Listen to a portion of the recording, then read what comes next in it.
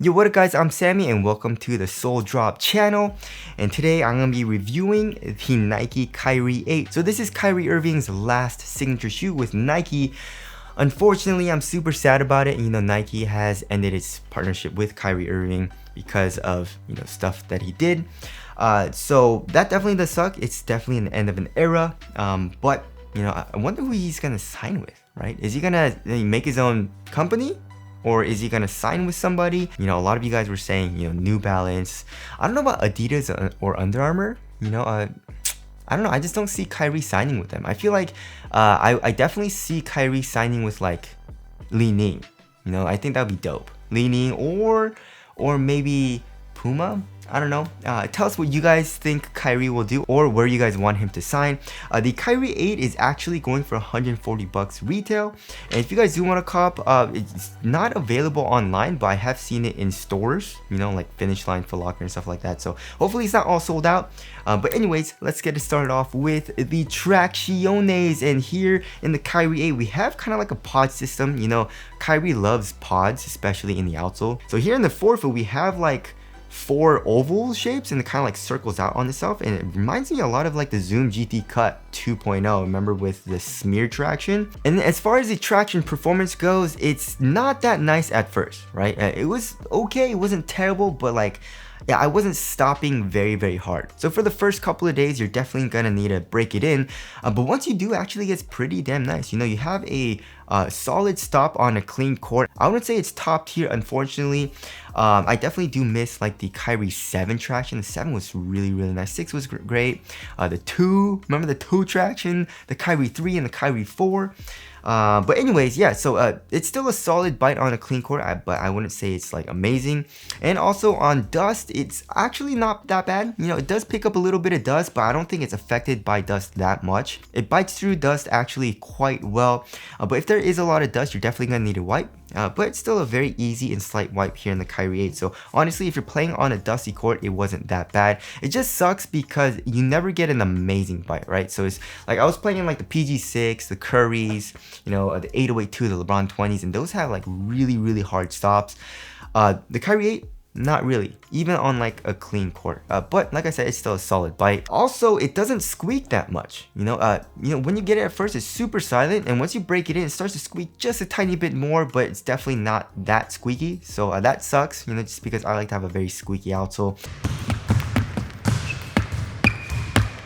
And as far as durability goes, I feel like it should be okay, not terrible and not the best, just because there's not a whole lot of surface area, and I guess the grooves are super deep, but also they're super thin. So I feel like this actually might rip off pretty easily on an outdoor court. So probably not the best option for outdoor use, but I feel like you should be okay for a little bit, you know what I mean? And also, as far as the outsole curvature goes, it's actually quite flat, comparing it to like the crazy outsole curvatures that we've seen in the earlier shoes, in Kyrie's line, like the Kyrie 2, 3, and 4, but there's still a tiny bit of curve, which I definitely do like. And also the rubber outsole, like it comes up here on the medial side, so you get better grip when you're doing these types of movements.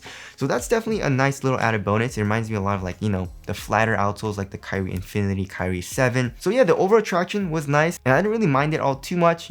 I just wish it was a little bit better, like really top tier status like the Kyrie 2 and the Kyrie 3, right? All right, moving on to the heel to toe transition. Overall, it's pretty damn smooth, right? So here in the heel, we have a nice rounded shape and fully exposed foam. And also this foam is actually kind of soft, so it doesn't feel clunky at all here in the heel. And then in the forefoot, we have a crazy curved shape, which I like. And something that's really weird is that we have a lot of forefoot flex. If you remember in like the Kyrie, so let's see, the Kyrie 7 right here, right? Because of the Zoom Turbo unit, it had 0 flex, right? And it was pretty damn stiff here in the forefoot. So I definitely like how the Kyrie 8 is a lot more flexible here in the forefoot. So overall, heel to toe transition when you're doing heel dominant strides down the court is very smooth. And now moving on to the cushioning setup. So here in the Kyrie 8, the setup is pretty much identical to the Kyrie Infinity. However, I would say the foam is a little bit softer, like just a tiny bit more compression. It's not that big of a difference though. And also step and comfort sucks.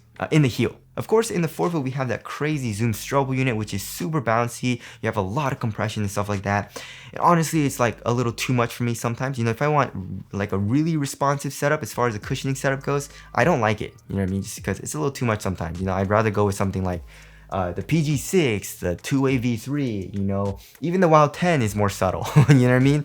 But if I want something crazy bouncy, you know, with a lot of impact protection, then the zoom strobel unit in the forefoot is nice. However, like I said, first of all, the insole is not great. You know, the insole sucks actually. And then underneath that, we have a very stiff strobel board.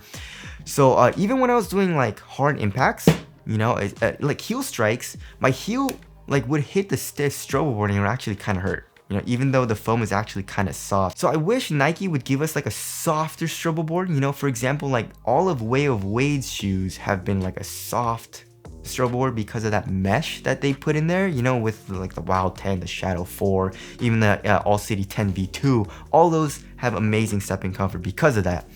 So that definitely does suck. You know, heel strikes, not the best. Impact protection, not the best in the heel. Obviously in the forefoot, it's amazing.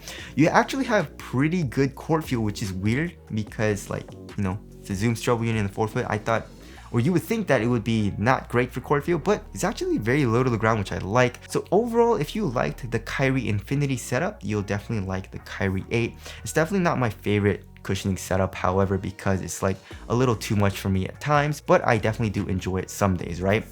Now moving on to the materials. So the materials are like, holy crap, these are bad, right?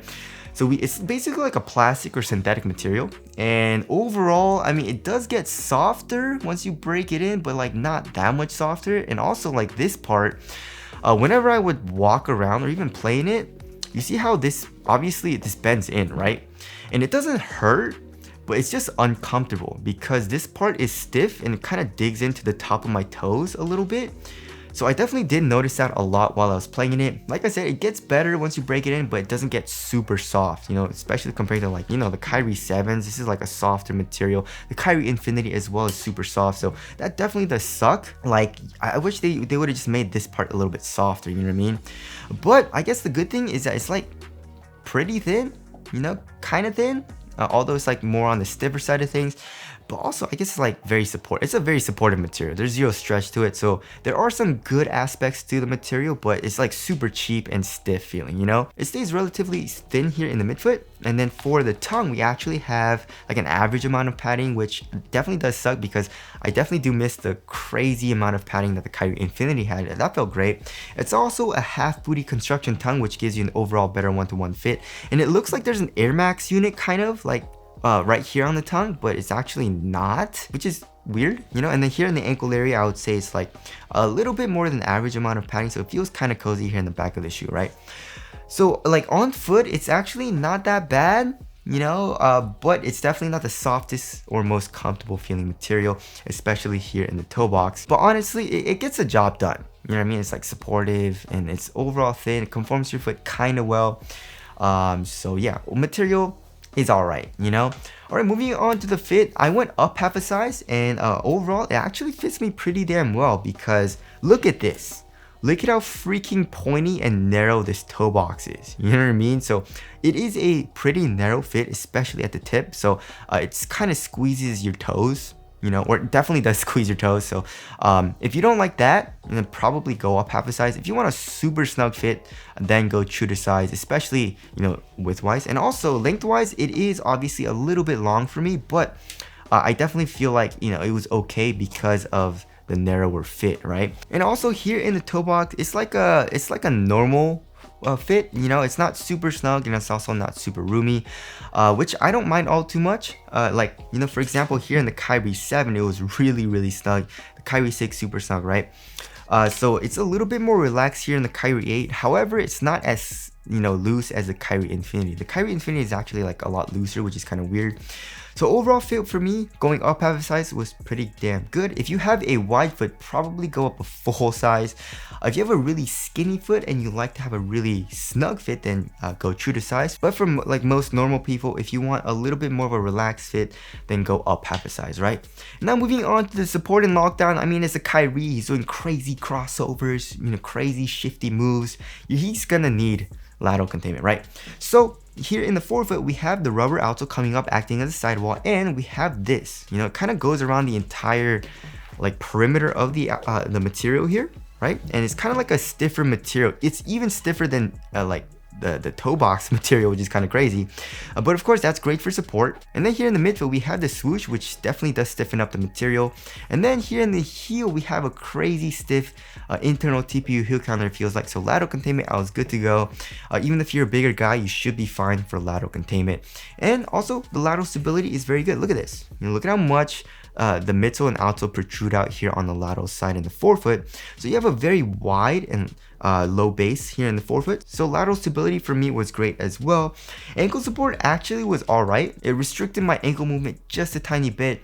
I wouldn't say it's amazing for ankle support, and I would say it feels a little bit more like a low top, but you do get a little bit of ankle movement restriction. So if you want ankle support, this is probably not the best option, but you get a little bit, right? And also, I had zero issues with heel slippage or anything like that, and my foot felt locked into the shoe when I was playing in it. So overall, supporting lockdown was very good for me in the Kyrie 8. Alright, moving on to the weight of the shoe. If I remember correctly, it's around like average, maybe a little bit lighter than that. Yeah, 12.06 ounces. Let's check the other pair. 12.1 ounces. So that's just a tiny bit lighter than average for my shoes. The average weight of my shoes is around 12.5 ounces. So that's definitely good, and it does feel overall pretty damn responsive. Traction overall is solid, cushion is responsive. Although the forefoot zoom unit does make me feel like a little bit slower just because my foot needs to dig into that like crazy zoom unit, you know what I mean? So even though you have that nice bounce, it's not like fully responsive, you know what I mean? But overall, I did feel quick when I was playing in the Kyrie 8, and honestly, I did enjoy playing in this shoe, you know what I mean? And now moving on to the ventilation. Ventilation is not the best. I mean, airflow, there's really zero airflow through this material. And I mean, it is a relatively thin material, so it's not super hot, but it doesn't have great airflow, so ventilation was alright in the Kyrie 8. Now moving on to the aesthetics, it's alright. It definitely looks like a cheaper shoe to me, and Kyrie's not even playing in this shoe. You know what I mean? He's playing like the Kyrie 3, like his older shoes, which is weird. Maybe he just doesn't like zoom. Maybe that's it. I don't know, because he didn't even play in the Kyrie Infinity that much either. But yeah, I definitely feel like the Kyrie 7 looks a lot better. You know what I mean? So tell us what you guys think of the aesthetics down in the comment section below of the Kyrie 8. But wrapping things up, yeah, so it's the Kyrie Infinity, but not as nice in my personal opinion. You know what I mean? Traction, I mean, the Kyrie Infinity for the traction also wasn't amazing, but it was still solid. So same for the traction here in the Kyrie 8. The cushion, it's around the same as well. I mean, the Kyrie 8 is a little bit softer here in the heel for the foam, but not that big of a difference. Material is definitely better for me, in my personal opinion, in the Kyrie Infinity. The Kyrie 8, super stiff and stuff like that, and also very cheap feeling. And also has less padding, and like, I like the padding in the Kyrie Infinity better. Support's pretty much the same, they're both amazing. So yeah, it feels very similar to the Kyrie Infinity, but not as good. So, I mean, that's still pretty good, and I did enjoy playing in the Kyrie 8. And I feel like it's still a solid shoe. I just wouldn't say it's like my favorite shoe to play in. But I mean, if you like the Kyrie Infinity, I definitely feel like you'll like the Kyrie 8. But anyways, that about concludes my review of the Nike Kyrie 8. Hopefully we get to see more Kyries, but probably with a different company. So I guess I am super excited about that. But anyways, that about wraps this video up. Thank you guys for watching, and I'll see you guys in the next one.